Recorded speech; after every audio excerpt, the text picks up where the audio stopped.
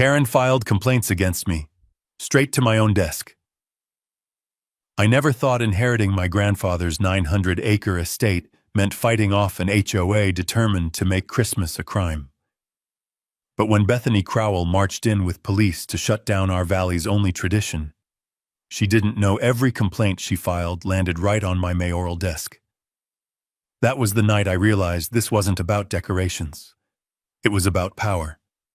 And she had just challenged the wrong man. If you've ever had to stand your ground against the people who think they run everything, hit subscribe. I've got more real land justice stories coming your way. The valley had always gone quiet in December. The kind of quiet that made you hear your own heartbeat if you stood still long enough. But that night, the only thing I heard was the crunch of tires on my gravel drive. I stepped out of the barn, still holding the steel lantern I'd hung for the kids' rehearsal earlier, and watched a white HOA-issued SUV lurch to a stop like it owned the whole ranch. That's when Bethany Crowell climbed out, her boots snapping across the stones with the confidence of someone who believed a clipboard made her sheriff, judge, and executioner all at once. She didn't greet anyone. She didn't even glance at the families gathering near the barn. Neighbors who'd known this valley long before there was a homeowners association. Long before Bethany pushed her way into a presidency nobody actually wanted. Instead, she raised a red folder like a weapon and barked, "This event is hereby declared unlawful. Anyone participating will receive immediate fines under Section 14B of the Pine Ridge HOA Conduct Charter." Nobody moved. I could feel the tension rise like a barbed wire fence pulling tighter. The Kowalski kids froze mid-carol, their breath hanging in the cold air. Mrs. Patterson, 73 and smaller than my saddle rack, held a tray of cookies she'd spent all afternoon baking. Her hands shook like she was afraid she'd drop the whole valley on the ground. No one had ever stopped the Christmas gathering. Not in 20 years. Not even the blizzard of '09 that blew half the barn doors off their hinges. I walked toward Bethany, slow and steady. "Evening," I said. "Can I help you with something?" "You can shut this down," she snapped, thrusting the folder against my chest. "Right now." The letter inside was thick 6 pages, printed in the kind of bold type she thought made her sound official. Cease and desist, unlawful assembly, failure to obtain seasonal event permit, community hazard protocol. She threw every phrase she could think of onto that paper, except she missed the only one that mattered: jurisdiction. "This is private land, Bethany," I said, handing the folder back. "Always has been." She stepped closer, voice sharp enough to strip paint. "The HOA has authority over all common areas, including this trail, this barn, these gatherings, and as president, I am obligated to enforce community safety standards." Across the yard, I saw Sarah Whitfield, my oldest friend and the valley's sharpest attorney, watching carefully. Her eyebrows lifted just enough to ask, "Is she serious?" The answer was too obvious. Bethany wasn't enforcing safety. She was enforcing control. Around us, the families shifted uneasily, and I felt every pair of eyes drift between us, between the man who owned the land and the woman who insisted she owned everyone on it. The tension grew thick enough to feel against my skin. Christmas lanterns flickered against the barn siding, casting long shadows that stretched like they were listening. "Consider this your formal warning," Bethany said, tapping the pages flat with the edge of her hand. "If anyone gathers here tomorrow, police will be notified. Fines will be issued. Liens will be placed. This tradition ends tonight." There were a dozen things I could have said. I could have told her about the deed my grandfather signed in 1961, the one that predates Pine Ridge HOA by nearly half a century. I could have explained how state law treats HOA power like seasoning used sparingly and never sprinkled across someone else's plate. I could have reminded her that not a single family here had ever voted for her, not once. But instead, I asked the quieter question, the one that hit deeper. What changed, Bethany? Why target this? For the first time since she stepped out of that SUV, she hesitated. Barely. But enough for me to see a flicker of something behind her eyes, fear, maybe, or desperation. She covered it quickly, straightening her coat.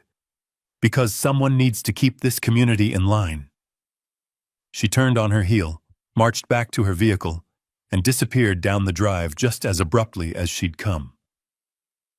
No goodbyes, no clarifications. Just the hollow echo of her threat trailing behind her like a snowplow scraping asphalt. The families stood silent. Nobody knew what to do. Nobody wanted to be the first to leave. The first to admit we'd just been intimidated on my own land. I looked around the group and the kids clutching cocoa, the parents weighing risk and tradition, the old-timers remembering when neighbors solved problems face-to-face instead of through fines and citations. We're still having the gathering, I said.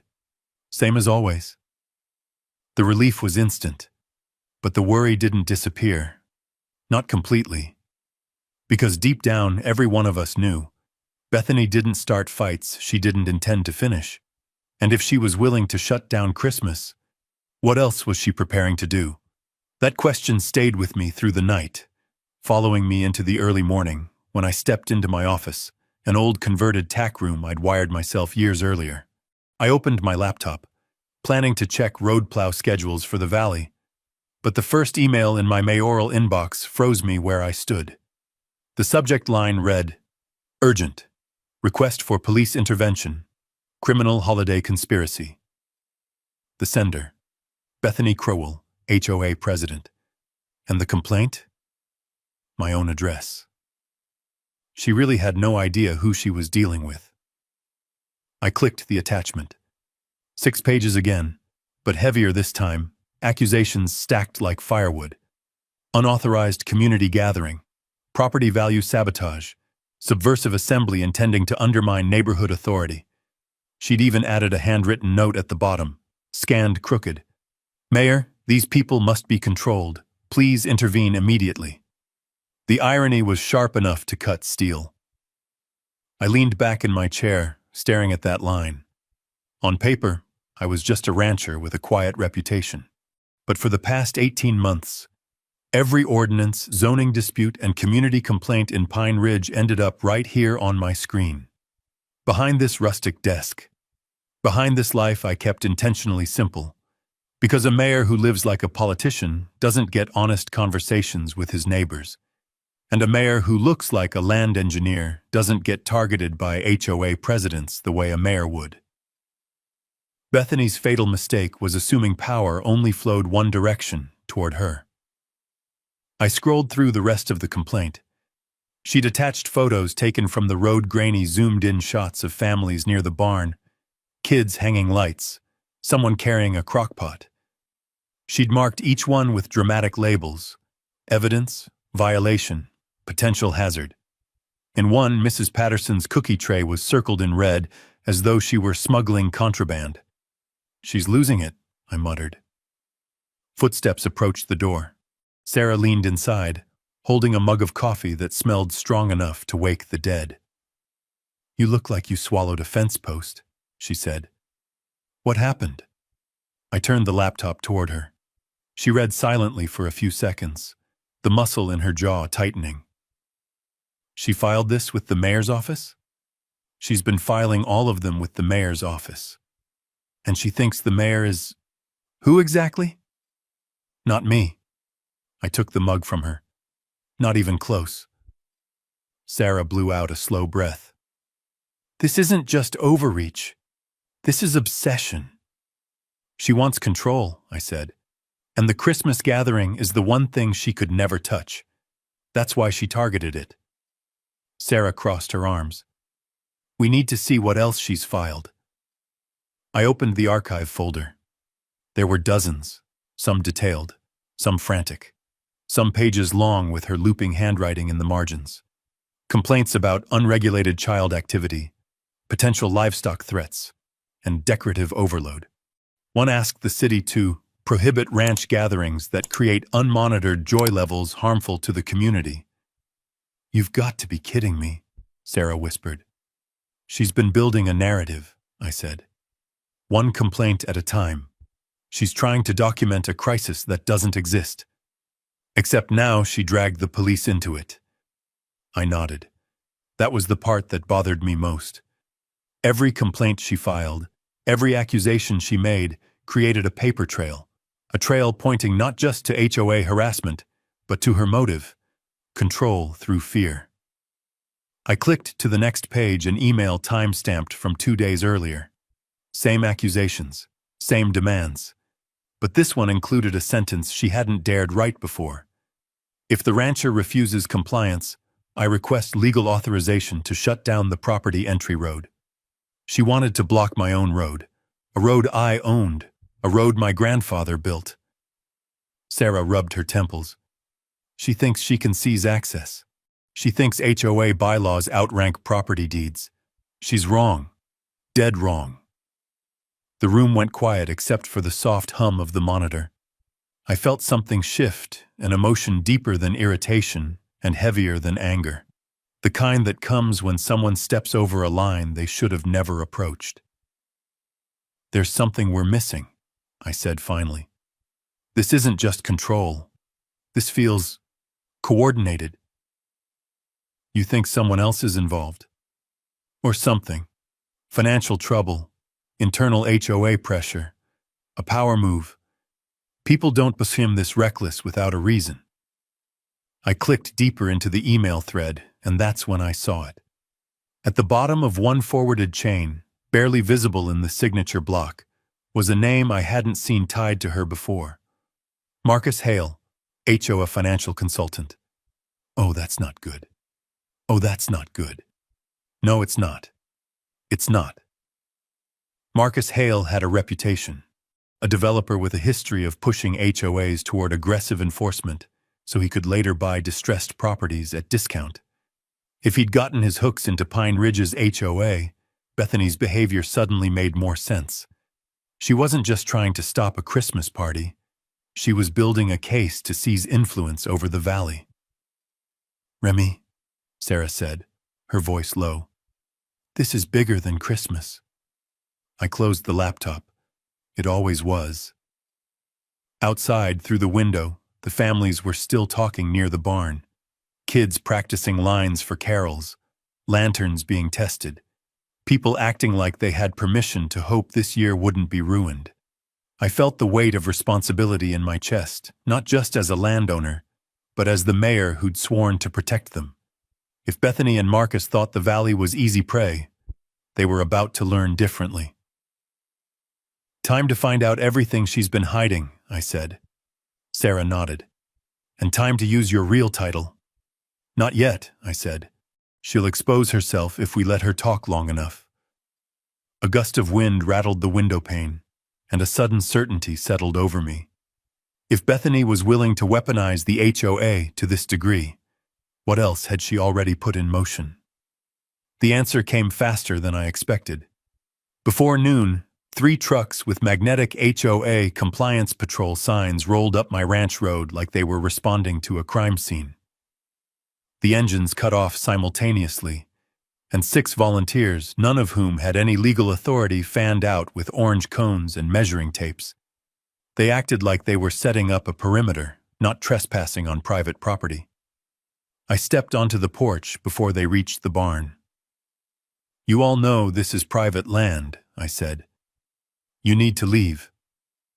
A gray-haired man wearing a neon vest checked a clipboard. "Per HOA directive, we're enforcing safety protocols for unauthorized gatherings. President Crowell ordered this inspection." Behind him, a woman started photographing the barn siding, the lantern poles, even the kids' sleds lined near the fence. Every camera click felt like a violation, not because of what they captured, but because they believed they had any right to be here. "Put the cameras down," I said. "We're collecting evidence of hazards," she snapped. Sarah appeared beside me. "This is illegal trespass," she told them sharply. HOA rules don't override state property laws. The man with the clipboard smirked. We'll let the sheriff sort that out. He didn't realize we had the sheriff on speed dial. Deputy Jake Morales arrived 10 minutes later in his county cruiser, sliding to a stop with the urgency of someone expecting a wildfire, not a group of middle-aged volunteers committing amateur tyranny. He stepped out and looked at the cones, the cameras, the people trampling the frost-covered grass. "What the hell is this?" Jake demanded. "HOA inspection," the clipboard man said. "On private land?" Jake raised one eyebrow. "Who authorized that?" "President Crowell." Jake stared at them like they'd announced the sky was green. Then he pointed down the road. "Pack it up, now." The group hesitated, Bethany's shadow lingering over them like they feared disappointing her more than breaking the law. Finally, they began gathering their cones, muttering. But as they packed up, the clipboard man muttered toward me, "This isn't over. She's just getting started." He was right, because that afternoon, the escalation continued. The first knock came from the Rodriguez family. Tom Rodriguez holding a citation slip like it was a grenade. "She fined us $300 for winter decoration hazards," he said, fury shaking his voice. "Twinkle lights. She cited us for twinkle lights." A few minutes later, the Kowalskis showed up. "She threatened to report our teenage son for reckless snow activity," Mr. Kowalski said. He was shoveling the driveway. Then 3 parents came together, terrified after receiving letters implying their children could face juvenile intervention services for caroling door to door. I'd expected intimidation, but dragging kids into this? That crossed a line even seasoned bullies rarely touched.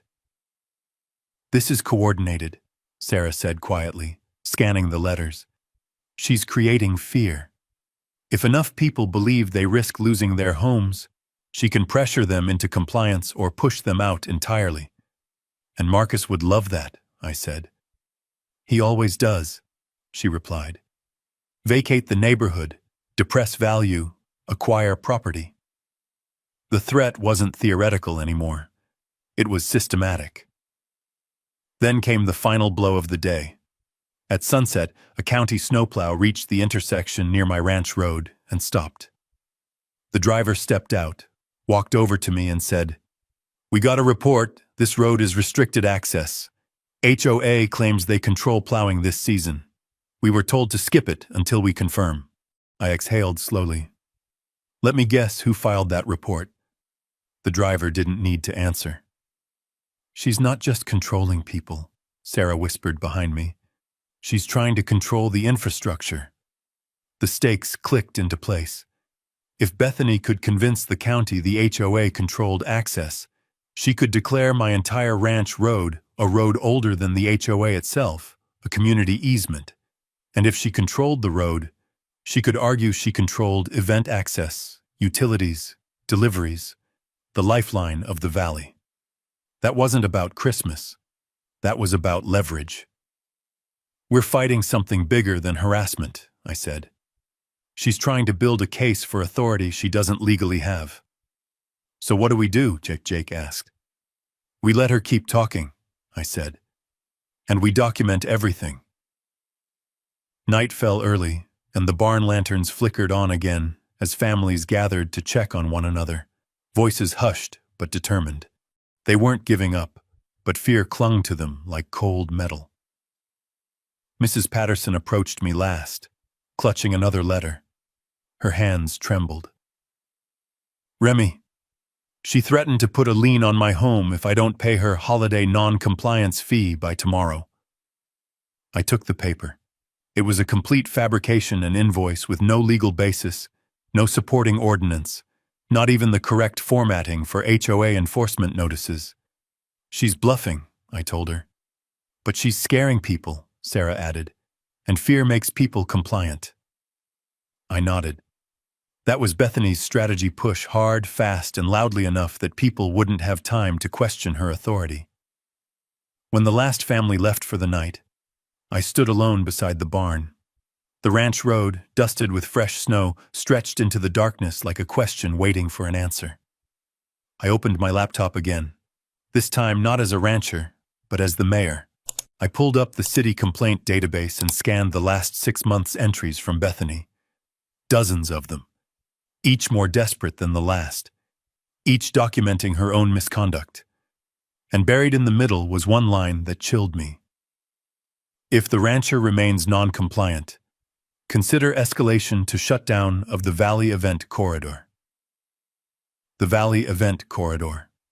She had named the entire stretch of land between the subdivision and my barn like it was hers to control. Sarah read over my shoulder. She's preparing something big. I nodded. She's preparing a takeover. The cursor blinked at the bottom of the screen, waiting for my response.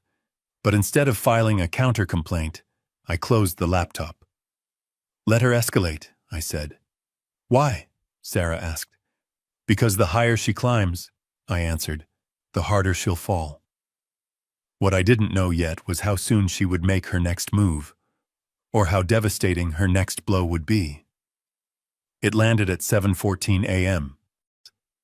I was pouring coffee when Sarah walked into the kitchen with a printout she'd just pulled from the county recorder's database. She didn't set it down gently. She dropped it flat on the table like a piece of explosive that needed handling.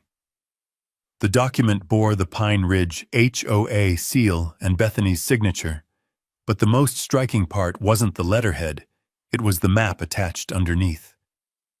A map that showed my private access trail labeled HOA Community Corridor.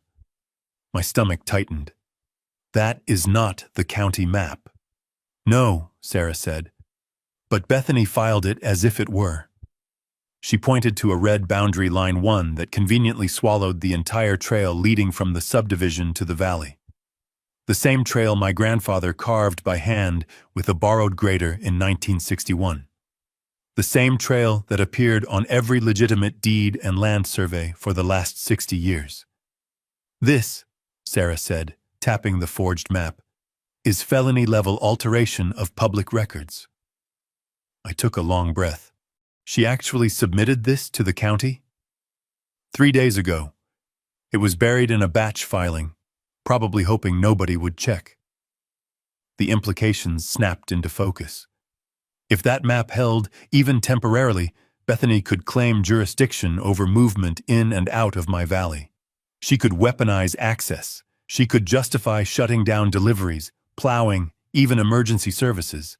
She could trap the families who trusted me and isolate my property under the guise of HOA authority. This wasn't harassment anymore. This was a territorial grab. Before we could process it, a horn sounded outside.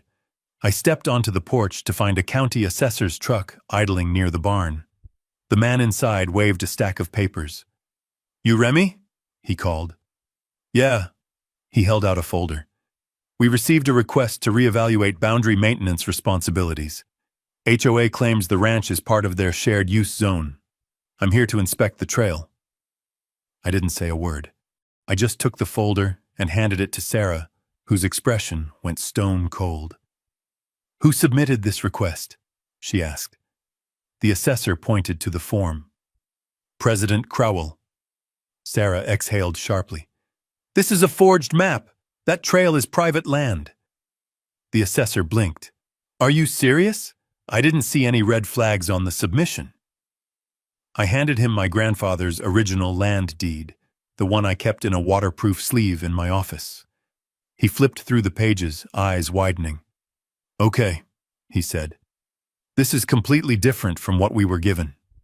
"Exactly," Sarah replied.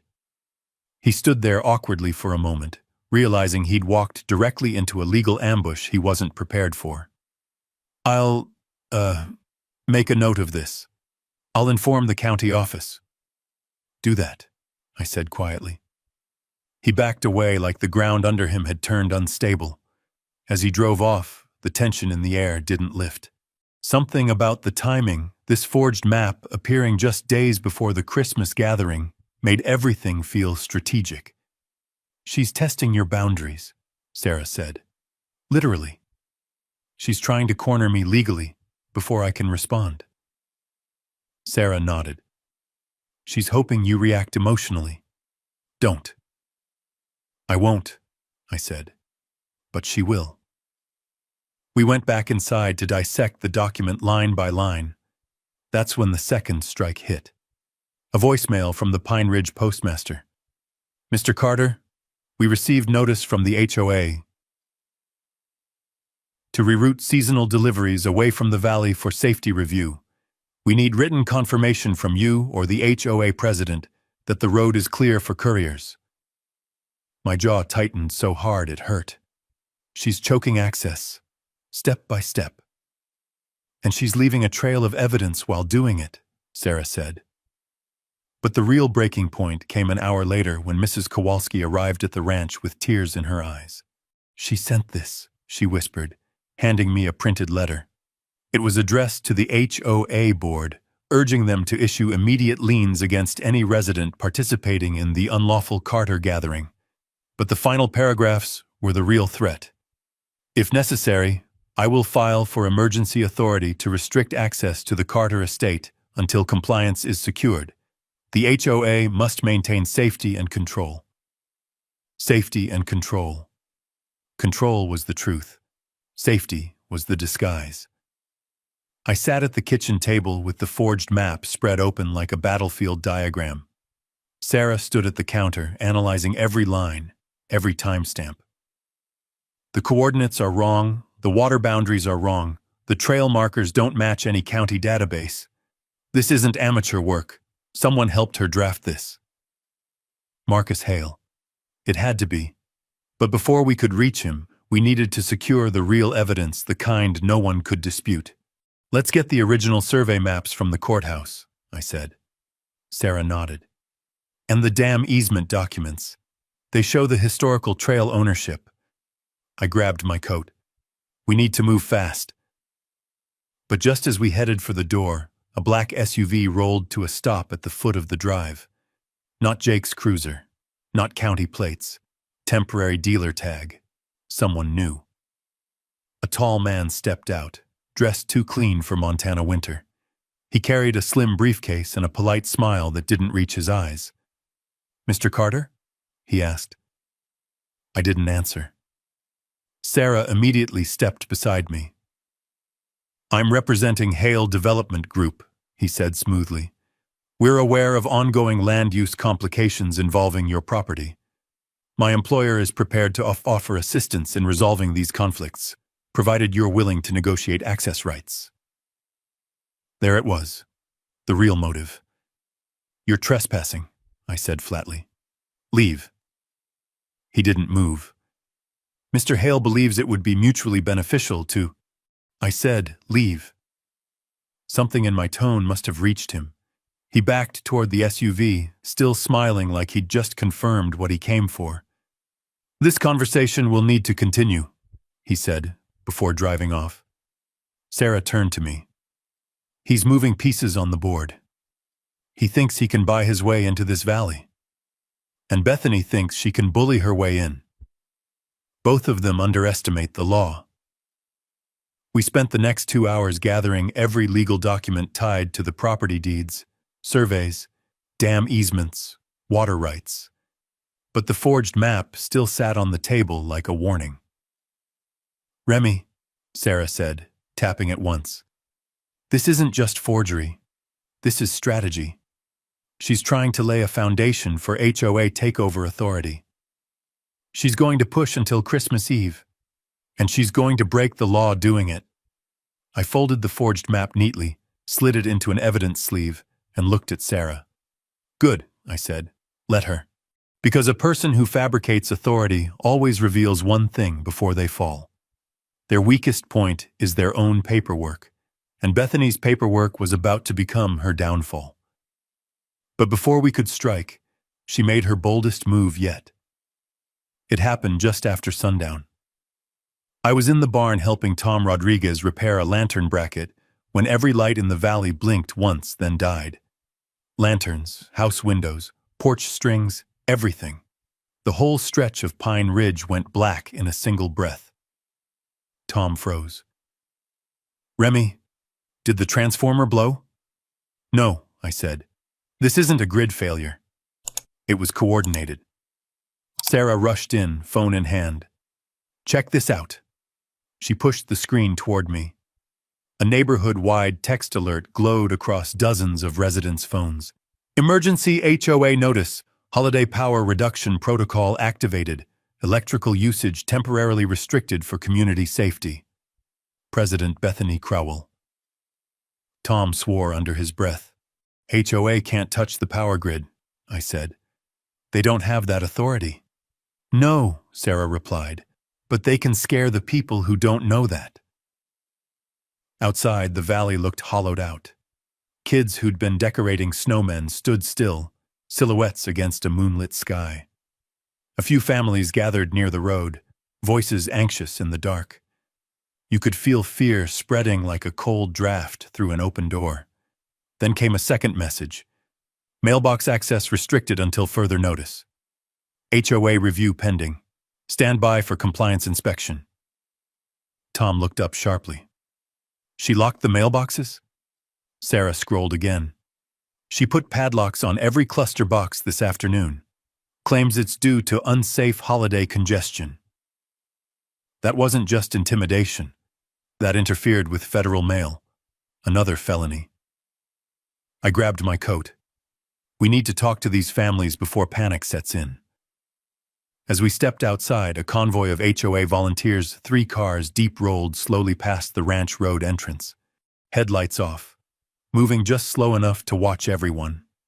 The same volunteers who'd trespassed earlier, now acting like patrol officers. Tom shook his head. She turned them into a militia. She turned fear into leverage, Sarah corrected. I approached the first group of neighbors clustered around a flickering flashlight. You're all safe, I said firmly. HOA has no authority over power, mail, or access. They're bluffing. But the power's out, Mrs. Patterson whispered. I pointed toward the nearest utility pole. Grid's intact.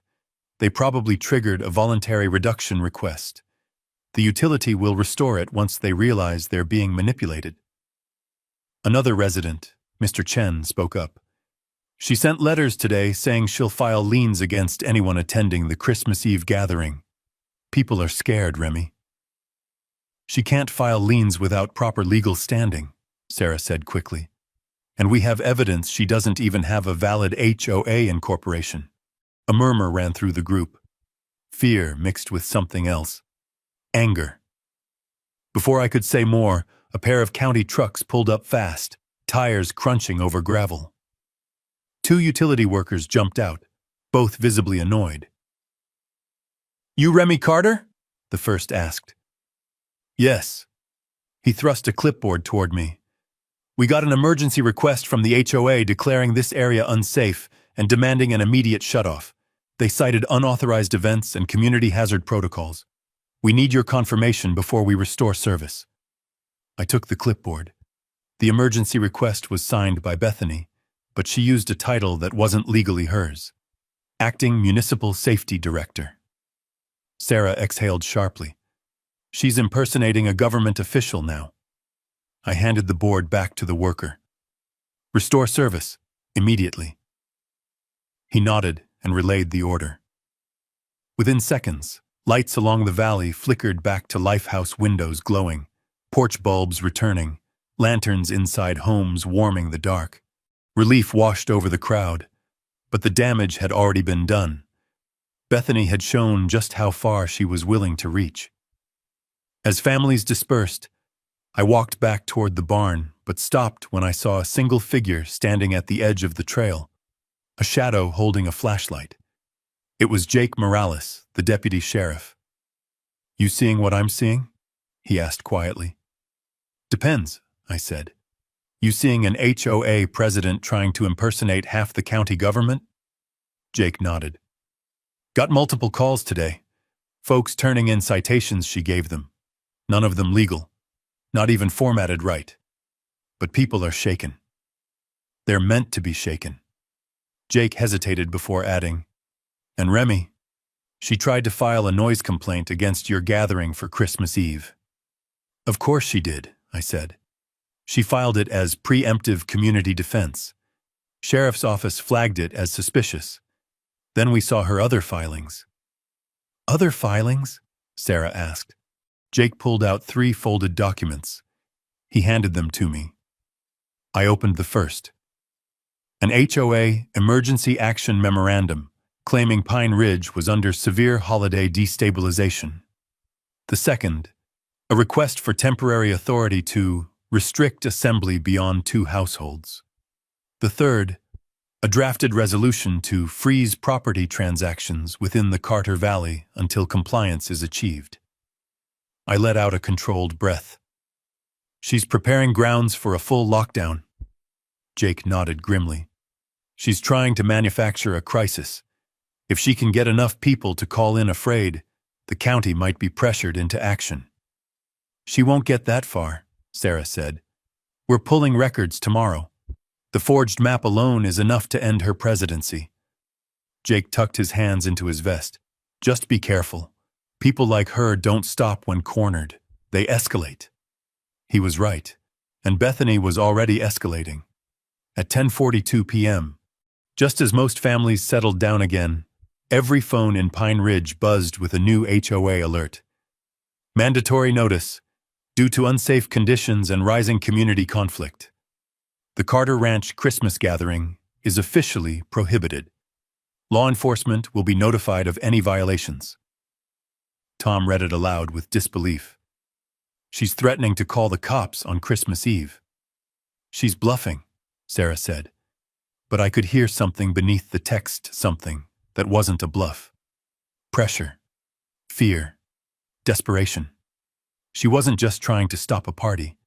She was trying to make this valley kneel. I closed the message. Tomorrow we expose her. Maps, filings, forged signatures, everything. What if she strikes again before then? Sarah asked. She will, I said. Count on it. And she did.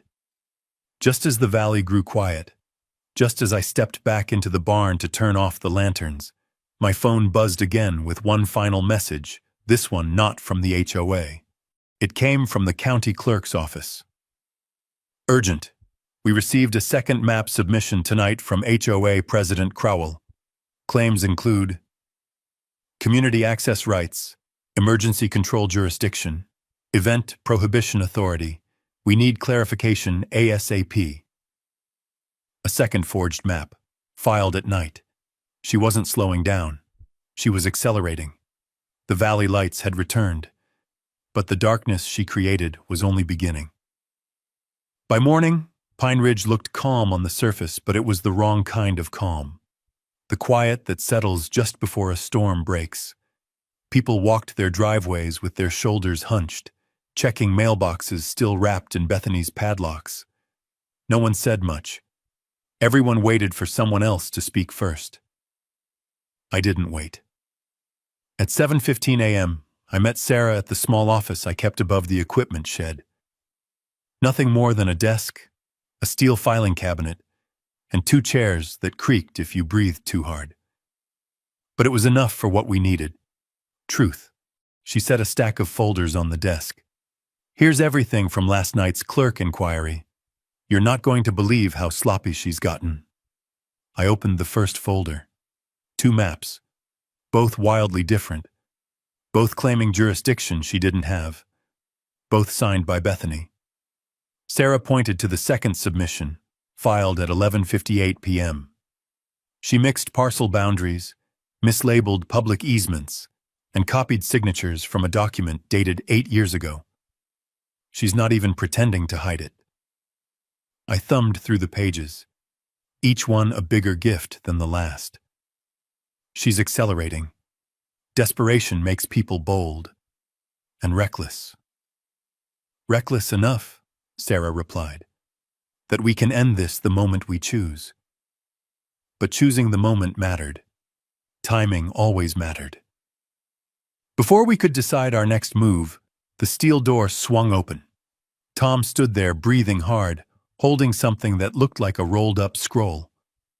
You need to see this, he said, unrolling it across the desk. A third map, printed large, marked with bright red boundaries. This was taped to half the neighborhood doors at sunrise, Tom said. She's calling it an emergency holiday stabilization map. Says anyone outside the red boundary during Christmas Eve will be subject to an HOA violation hearing. Sarah stiffened. A violation hearing? She doesn't have legal standing for a hearing. No, I said, tracing the red line with my finger. But she's testing whether fear alone will make people obey. Tom shook his head. Folks are freaking out, Remy. Palmer family already called me, they're packing. They think the HOA can force them to leave the valley. She can't, Sarah snapped. This map isn't just invalid, it's a crime. I folded the map slowly. We need proof her entire HOA authority is void, not just Crack's total collapse. We need the foundation. Sarah smiled grimly. I brought the foundation. From her briefcase, she pulled a thick tan envelope. I recognized the seal immediately, the Montana Department of State Licensing. She slid the contents out and placed them on the table. Your hunch was right, she said. The HOA's business license expired 2 years and 9 months ago. They never renewed it. That means everything she's done is void, I finished. Fines, notices, map filings, restrictions, every last piece of paper. And, Sarah continued, tapping the page, any attempt to collect money while operating without proper licensing is unlawful solicitation. If she's collected dues during that period, that's financial misconduct. Tom leaned forward. We hit her with this now? No, I said quietly. Not yet. Why not? Because she's already spiraling. If we push now, she'll retreat into private channels. She'll hide, destroy records, play victim. But if we wait, if we let her believe her power is still rising, she'll bring her entire fraudulent authority into the public. And then, Sarah said, understanding dawning, we end her in one blow. Tom nodded, stepping back. So, we wait? For her to walk herself into a public disaster, I said. Then we give the state everything. The strategy was ruthless, but necessary. Justice delivered too early could blunt the blade. Justice delivered too late could let her cause real harm. Just as I was about to store the documents, my phone buzzed. A number I knew well, the county utility office. I answered. Carter? Mayor Carter, the operator said. Though I wasn't in a mayoral building right now, the title stuck. We got another request from the HOA. She's filed a formal petition for a holiday event power interruption order. Claims your property poses a community hazard. Sarah's eyebrows shot upward. Tom muttered something under his breath. Denied, I said. Flag it as misuse of municipal request channels. It already is, the operator replied. Also, she asked for your personal authorization on the form. Signed your name under the request. Sarah froze. She forged your signature? She whispered. Yes, I said, and that changes everything. Forgery of a public official's signature wasn't small. It wasn't civil. It wasn't an HOA dispute. It was a criminal act. When I hung up, the room felt tighter, smaller, as if all three of us understood the shift. She thinks you're just the landowner, Tom said. She doesn't know who she's playing with. She will, I replied. Soon. Sarah leaned over the desk. Remy, forging your signature means we no longer need to wait for her to self-destruct. You can move now. We could, I agreed. But she's already planning something bigger. Something for Christmas Eve. If we move too soon, she'll claim she was ambushed or framed. The narrative matters. Tom exhaled deeply. So we let her walk toward the cliff. And we make sure the world is watching when she steps off, Sarah said. There was no satisfaction in planning someone's downfall. Only necessity. Bethany had terrorized this valley long enough. Fear ruled the community because no one had stopped her before. But fear breaks the moment truth is revealed. As Sarah gathered the forged maps, she paused. "One more thing," she said. "We should check the county records for all filings she made. Her pattern will help." I nodded. "I'll access them tonight." Tom left to update the neighbors quietly, reminding them not to confront anyone until we gave the signal. Sarah stepped to the doorway. "Tomorrow is the investigation notice. She'll receive it by noon." "And when she does," I said, "the cracks in her foundation won't be cracks anymore. They'll be sinkholes." For the first time since this began, the silence didn't feel like fear. It felt like preparation. The kind of silence that comes right before a counterattack lands. And I suspected Bethany felt it too, because just as Sarah reached her truck, another HOA-wide alert buzzed across every phone in Pine Ridge. "Mandatory emergency meeting. HOA authority will be restructured immediately. Compliance required." Tom read it as he walked back up the drive. "What does that mean?" I looked toward the Ridge neighborhood, where HOA volunteers were already gathering in clusters, confused and tense. "It means," I said, "she feels the ground shifting under her feet." Sarah folded her arms. "And desperate people make desperate moves." I stepped out into the cold morning air, looking across the valley. "Then let her move," I said. "She thinks she's building a fortress." A beat. "She's actually building evidence." Tomorrow, the state would step in. Tomorrow, everything would change. But tonight, the valley would hold its breath one last time. By 8 a.m., the change arrived. A state vehicle rolled into Pine Ridge unmarked but unmistakable to anyone who'd ever dealt with government oversight. It stopped directly in front of Bethany's house. A uniformed courier stepped out, walked up her porch, and handed her a thick envelope stamped with the seal of the Montana State Attorney General. Half the neighborhood saw it happen. Bethany opened the envelope right there on her front porch. Her face didn't just fall, it collapsed. She gripped the railing to steady herself as she scanned the contents, lips trembling with anger she couldn't hide. Tom called immediately. "Remy, she got the notice." "Good," I said. "Let it simmer." But simmering wasn't in Bethany's nature. Not 30 minutes later, her HOA-wide alert hit every phone. "Mandatory emergency board meeting. 11 a.m. Attendance required. Compliance expected. Unauthorized gatherings are a breach of community safety." The message didn't scare anyone anymore. But it did confirm one thing. She knew she was losing control. By 10:40, the HOA Community Center, a converted toolshed they pretended was a town hall, was buzzing with anxious residents. I stood outside with Sarah and Tom, watching the crowd file in. People whispered to each other about the notice, about the courier, about how Bethany didn't even pretend to smile when she walked past them. 11 o'clock sharp, she slammed the door behind her like a warden locking down a prison block. "What's the plan?" Tom asked under his breath. "We stay out," I said. "Let her talk. The more she speaks, the more evidence she creates." "Just be ready," Sarah added, tightening her coat. "She's desperate now." Through the thin walls, we heard every word. Bethany cleared her throat loudly, commanding the room. "I have been unfairly targeted," she began, voice shaking with self-righteous fury. "A malicious complaint was filed against our HOA. Someone is trying to sabotage community authority." Someone murmured, "But everything you've sent out lately has been extreme." Bethany snapped, "I act for your protection. This valley is one wrong decision away from collapse."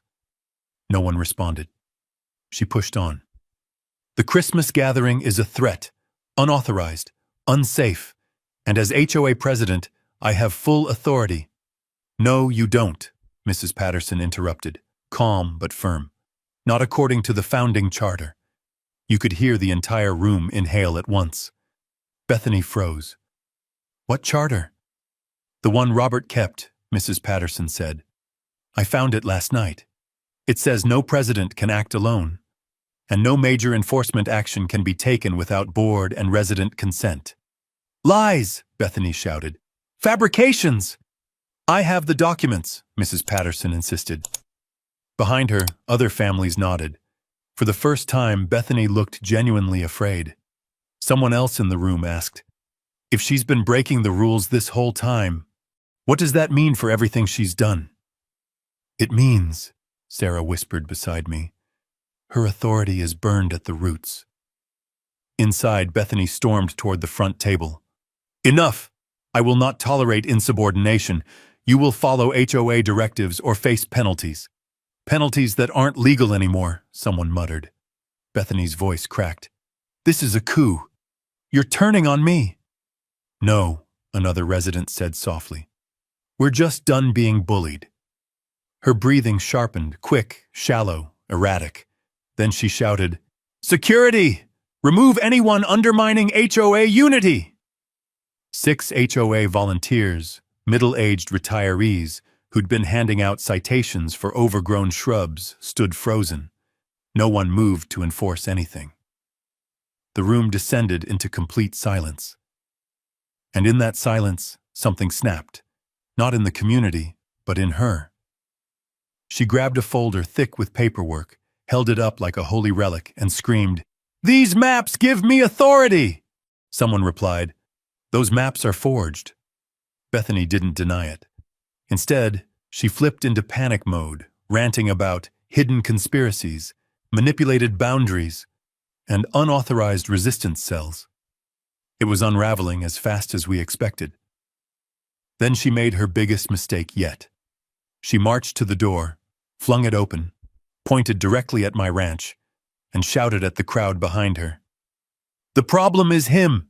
He's the one undermining everything. He's been organizing them against me." The crowd turned. Dozens of eyes landed on me, standing just outside with Sarah and Tom. For a beat, no one moved. Then a neighbor stepped out of the tool shed and asked the question that would echo through Pine Ridge for years. "Bethany, what makes you think the Carter Ranch is the enemy?" She didn't answer, because she couldn't. She'd never checked who I was, never checked who she was threatening. And now, the community was seeing it in real time. Sarah leaned close. "This is good. This is very good. She's publicly accusing a resident without evidence. Combined with the state notice, her credibility just imploded." Tom nodded. "This is it, Remy. The turning point." But I wasn't celebrating yet, because Bethany wasn't done. She stepped outside, pointed at me again, and hissed loud enough for the whole valley to hear. "You think you can hide behind your land? I will shut down that party. I will shut down your entire property if I have to." Parents gasped. Kids clung to their mothers. Even her own volunteers stepped back from her. The break was complete.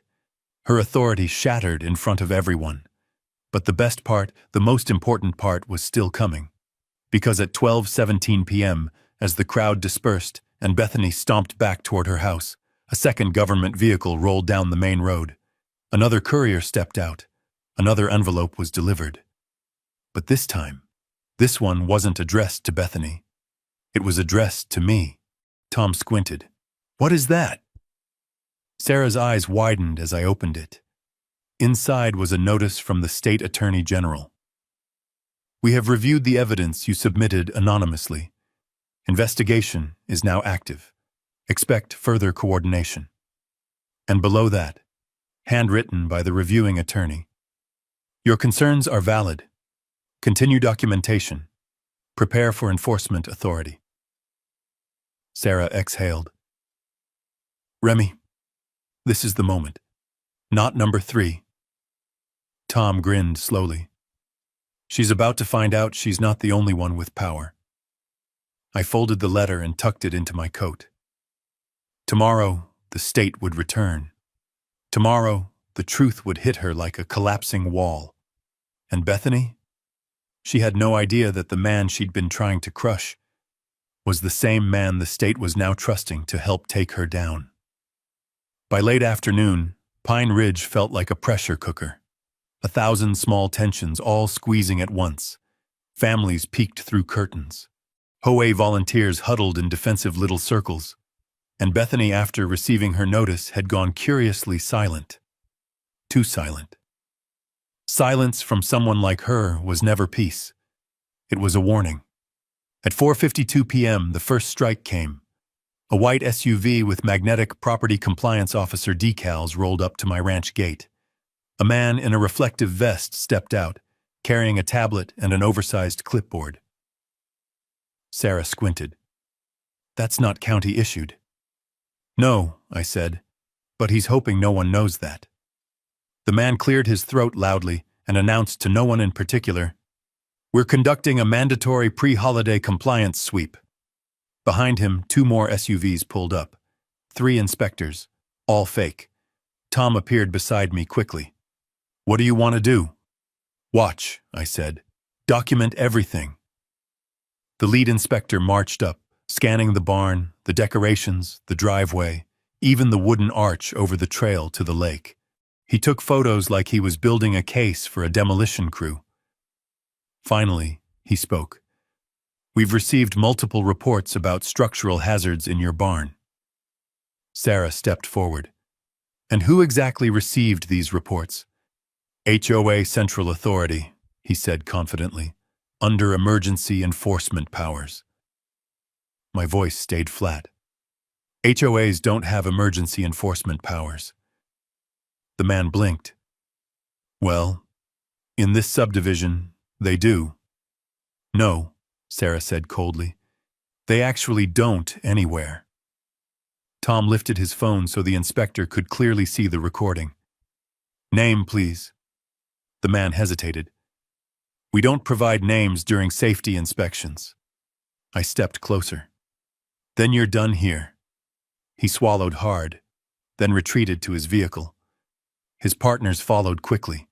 They sped off so fast, gravel sprayed behind their tires. Strike 1. An hour later, strike 2. A wave of messages hit every resident phone. "Immediate notice. Properties failing the holiday compliance review may be subject to foreclosure evaluation." Kids cried. Parents panicked. The HOA weaponizing fear again. By 7:30, our phones were ringing non-stop. "Mrs. Patterson. She threatened to seize my house." The Palmers. "She says our cookies violate commercial code." Chen family. "She told us deputies will escort us out if we attend your gathering." Every threat was empty, illegal, and meaningless. But fear doesn't ask for proof. I gathered a small group of neighbors at my barn.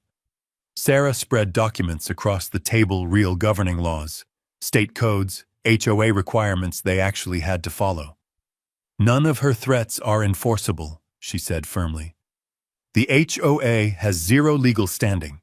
Everything she's doing is criminal intimidation." Mrs. Patterson's hands trembled as she touched the charter pages. I knew she was bending the rules, but not like this.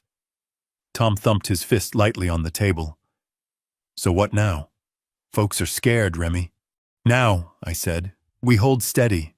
She's trying to break us before Christmas Eve, because she knows if the valley stands together, she loses." Sarah nodded. "And the investigation is already active. Every move she makes now is another nail in her own coffin." As if summoned by the words, headlights appeared far down the road, another HOA vehicle approaching, then another, and another. "What now?" Tom muttered. 3 HOA cars crawled down the road like patrol units. One stopped at the Kowalski's driveway, blocking traffic. Another parked near the Palmer house. The third positioned itself across from my ranch gate. The volunteers inside were nervous, fidgeting, unsure. Bethany wasn't just losing control of the valley, she was losing control of her own people. Then came strike 3. A convoy of delivery trucks, decorations, food, equipment for the Christmas gathering pulled onto our main road. Without hesitation, the HOA volunteers stepped out and flagged them down. One shouted, "No deliveries allowed! HOA restriction!" The delivery drivers looked confused, then annoyed. "We're here for the Carter Ranch." The volunteer repeated, louder, HOA says stop! That was enough. I headed toward the trucks with Sarah and Tom. As I approached, the volunteer stiffened. You can't receive deliveries, he said, eyes darting nervously. President Crowell issued an order. Show me the order, I said. He shuffled through a stack of papers and handed one over. It was a photocopy of a fake regulation page Bethany had invented weeks ago, one Sarah and I had already disproven. I held it up. This has no legal authority. None. You are obstructing commerce and interfering with permitted activity. The volunteer swallowed. I didn't know. You do now, Sarah said. The driver grinned. So we unload?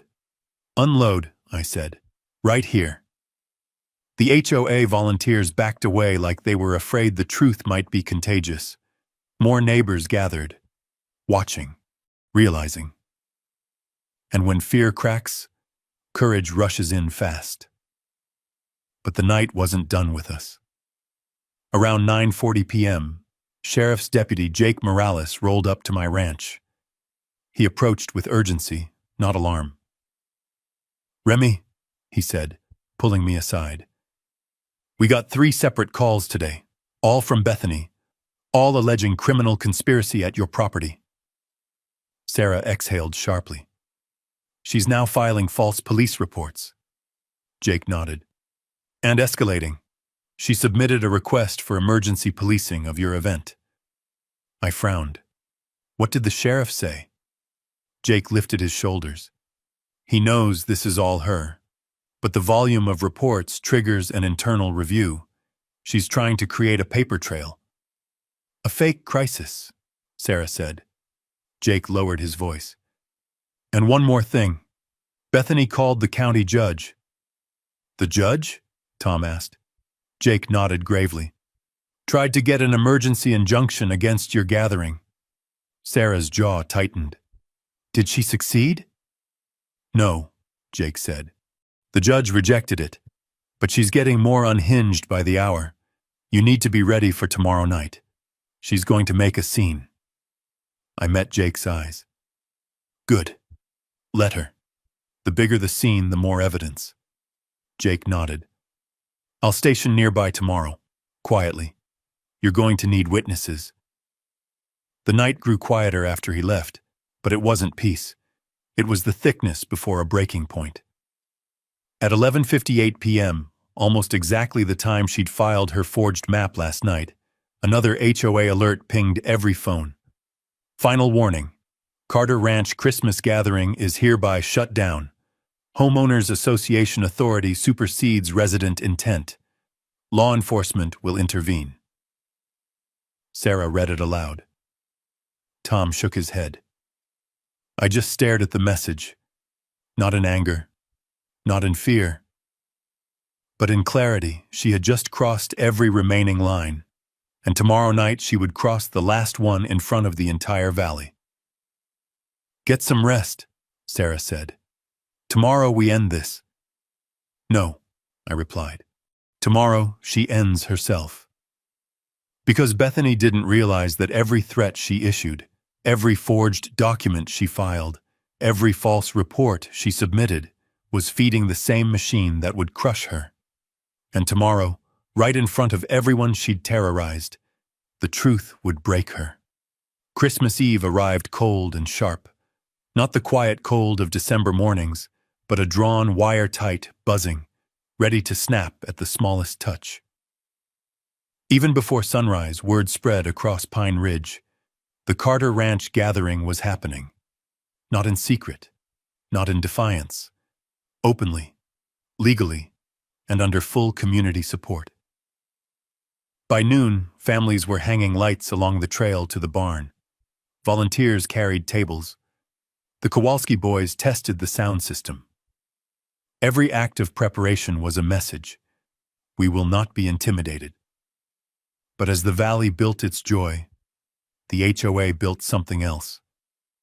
Fear. At 2:17 p.m., 3 black SUVs rolled through the subdivision like a procession. Windows tinted, engines low. They stopped at strategic points, just like they had rehearsed patrol routes. Then, at 2:24, the HOA alert hit. HOA emergency protocol, effective immediately. Carter Ranch gathering is a high-risk event. All residents must remain off Carter property. Security enforcement will be present. President Crowell. Sarah read it with a tight smile. She's walking right into the trap. Tom laughed under his breath. She doesn't even know the ground is missing beneath her feet. I didn't laugh. Not yet. Because I knew what was coming next. At exactly 3:02 p.m., Bethany made her move. She marched down my long ranch road flanked by her volunteer security team, 6 people older than 60, but wearing matching reflective vests and stern looks that didn't fit their faces. Behind them came the SUVs, and behind those, 2 real county patrol cars. Jake Morales stepped out of one of them, arms folded, head slightly down like he was watching a firework fuse burn too fast. Bethany saw him and lifted her voice instantly. "Officer, you're just in time. I need this property shut down, immediately." Jake didn't respond. He just looked at me and waited. Neighbors gathered along the fence line, camera phones raised, voices low but eager. The moment had arrived. Bethany stepped toward my gate and raised a megaphone. "Attention, residents! This event violates community safety protocols. You are all trespassing. Return to your homes or face HOA sanctions and law enforcement action." Her voice cracked from strain, from panic, from the realization that no one was obeying her. Then, with her security behind her, she crossed the property line, and that was the exact misstep we needed.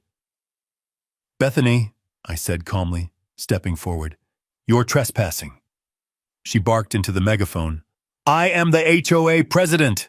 I have authority over all community property." I nodded. "Except this isn't community property." She blinked fast. "That's a lie. The access trail and event area fall under HOA easements." Sarah stepped beside me holding a folder of documents. "No, they don't, and you know it." Bethany sneered. "You're a lawyer. You'll say anything." Sarah opened the first document. "This is the original deed from the Carter family estate. Filed 1952, updated 1978, updated again when Remy inherited the property. The entire valley trail, the barn clearing, and the lake approach are private land." She handed it to one of the security volunteers. The man's eyes widened. He looked at Bethany with something close to fear. She tried to snatch it back, but Sarah pulled out more pages. "And this," she said, "is the state investigation notice you received yesterday, confirming that your maps were altered, forged, and under investigation for fraudulent filings." The crowd murmured. Phones recorded every second. Bethany went still, but she wasn't finished, not yet. She pointed the megaphone at me. "You think this scares me? You think paper scares me? I make the rules here." "No," I said quietly. "You don't." "Who do you think you are?" she snarled. I stepped forward, pulling a leather case from my coat. I flipped it open. Official seal, mayoral badge, my name. "I'm Remy Carter," I said, "landowner of this valley, and I'm also the mayor of Pine Ridge." Silence detonated through the crowd. Gasps, whispers, every phone zooming closer. Bethany's face drained so fast it looked like she'd been hollowed out. You're lying," she whispered. I handed her my identification. "You filed 6 fabricated complaints about me to my own office. You forged my signature on a county form. You attempted to direct municipal resources toward an illegal action. And every one of your filings created a documented trail straight to you." She shook her head violently. No, this is a setup. You're conspiring with them. You're abusing your office." "Actually," Jake Morales said, stepping forward, "what he's doing is enforcing the law." One of the deputies read from a document. "Ms. Crowell, you are under state investigation for fraudulent HOA practices, harassment, forged map submissions, and filing false police reports.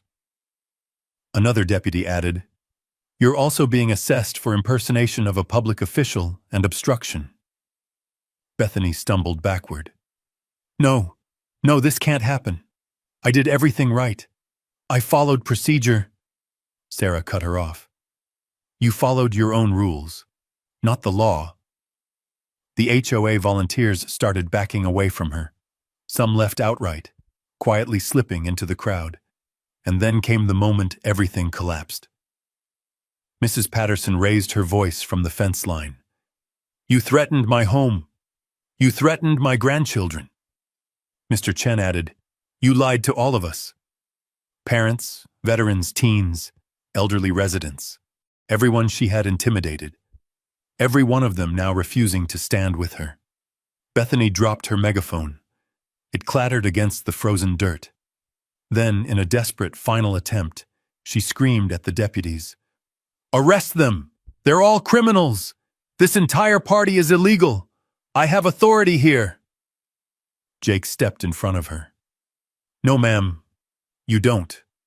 And with deliberate calm, he signaled to the deputies. Bethany tried to run. She didn't get 2 steps. Her wrists were secured behind her before the megaphone even stopped rolling. The crowd didn't cheer. Not yet. They were too stunned. Justice isn't loud at first. It's quiet, sharp, final. Bethany's voice cracked as they walked her toward the patrol car. "You're all going to regret this. I was saving this neighborhood." I spoke one last time, clear enough that the valley heard. You don't save a community by terrorizing it. You save it by protecting it. Something you never understood. She was placed into the cruiser, still shouting, still denying, still unraveling. Jake closed the door. The valley exhaled. Then, for the first time in months, someone began to clap. Just one pair of hands, then another, and another, until the entire valley applauded the moment the tyranny ended. But the chapter wasn't complete, because justice wasn't finished. And soon, the whole valley would see what happens when true authority restores the peace. Bethany's patrol car had only just pulled away when the first ripple of relief passed through the crowd. It wasn't loud. It wasn't even verbal. It was the shared tension leaving people's shoulders. For months, she had ruled with fear-paper threats, fake authority, hollow decrees. And now, with her gone, Pine Ridge finally breathed. But the night wasn't over. The Christmas gathering, the same one that had sparked this entire war, was still waiting to begin. I turned toward the valley families gathered behind me. The lanterns, the tables, the decorations they'd been too afraid to hang just 24 hours ago. The children holding cups of cocoa, unsure if they were allowed to celebrate yet. Sarah touched my arm. "Remy, they're waiting for you to say something." I glanced around. Hundreds of eyes, all tired but hopeful. So I stepped forward, lifted my voice just enough to carry. "Pine Ridge, the threat is gone. The HOA has been dissolved under emergency order. Your homes, your rights, your traditions are yours again." Silence. Then something incredible happened. Kids broke into laughter. Parents hugged each other. Neighbors who hadn't spoken in months shook hands. The valley came back to life right in front of me. Mrs. Patterson wiped her eyes. "It's over? Really over?" "It's over," Sarah confirmed. "The state is taking over the investigation. Every forged document, every false report, everything she filed will be reviewed." Tom grinned at me. "And the party?" I nodded. "Begin." Within minutes, the barn lights flicked on. Music trailed through the clearing. The smell of warm bread and cinnamon spread through the air as tables filled with food, most of it brought quietly by families who had been afraid to share anything publicly. But not tonight. Tonight was the first truly free night Pine Ridge had known in months. Kids raced around the tree line. Teenagers set up fire barrels. The older residents gathered near the benches, sipping mulled cider. Across the entire valley, something returned that Bethany had tried so hard to extinguish: community. As I watched, Jake Morales approached, hands in his pockets, expression calm for the first time in days. "You did good work, Mayor," he said. I shook my head. The community did. They just needed the truth. He paused. "And her?" "She'll get her day in court," I said. "Every charge, every violation, she'll answer for it." Jake nodded. "State's not playing around. They already called in the fraud team. She's looking at forged filings, impersonation of a public official, harassment, misuse of emergency reporting channels. The list keeps growing." "Good," Sarah said as she joined us. "She built her power on lies, paper lies, and paper is exactly what will bury her." Jake exhaled. "You know, Remy, half the valley suspected something was off with her for years, but no one could stop her." "That's what bullies count on," I said, "until someone stands up." "And sometimes," Sarah added, "that someone is a landowner with a badge." Jake smirked. "When this story spreads, she's going to be a legend, just not the kind she wanted." We shared a quiet moment, watching families decorate the giant pine tree near the barn. Then Sarah elbowed me. "Go on," she said. "They're waiting for you." I stepped up onto a hay bale and whistled once sharp and quick. The music softened. People turned. "I only want to say one thing," I began. "Tonight isn't about what we stopped. It's about what we protected. Our valley, our rights, our traditions, and the peace we all deserve." A round of applause rolled through the crowd, not wild, not explosive, just warm, genuine. I continued. "Let it be known that Pine Ridge isn't ruled by fear, not by forged authority, not by intimidation, but by community and by law." Cheers rose higher this time, and with that, I stepped down. There was no need for speeches. The night would speak for itself. Hours later, after music and laughter had filled every corner of the clearing, after the last child fell asleep in their parents' arms, after the lanterns dimmed and the night quieted again, Jake approached me once more. He handed me a small envelope. "State Courier dropped this off after you gave your speech. They said it's immediate." I opened it. Inside was an official notification. "Effective immediately. The Pine Ridge HOA is dissolved. All authority transferred to municipal oversight. Carter Ranch is recognized as exempt from any past or future HOA governance due to historical deed protections." Sarah let out a breath she'd been holding for hours. "That's it. The final word." I looked around the valley, my valley lit softly by lanterns and starlight. "I kept my grandfather's promise," I said quietly. Tom joined us, overhearing. "What promise?" "That the valley would never be controlled by fear. Not by outsiders. Not by paperwork. Not by anyone with a title but no heart for this land." He nodded. "And you kept it, Remy." "I didn't keep it alone," I said. Finally, as the gathering ended and families drifted back to their homes, Mrs. Patterson approached me with a small tin of Christmas cookies. She pressed it into my hands. "For saving the valley." I shook my head. "For standing with it." She smiled a real smile, not the tight, scared one she'd worn for months. "Merry Christmas, Mayor Carter." "Merry Christmas," I replied. As she walked away, the last lantern flickered, casting a warm glow across the lake where the reflection of the valley shimmered gently. The peace we fought for, the justice we fought for, had finally returned, not with fireworks, not with shouting, but with the simple sound of neighbors walking home safely in the night. The valley remembers those who stand for it. And this Christmas, Pine Ridge finally stood together again. If you've ever had to defend your home or your rights, drop a simple justice in the comments. And if stories about standing your ground and fighting back the right way speak to you, hit subscribe. There's plenty more coming down the trail.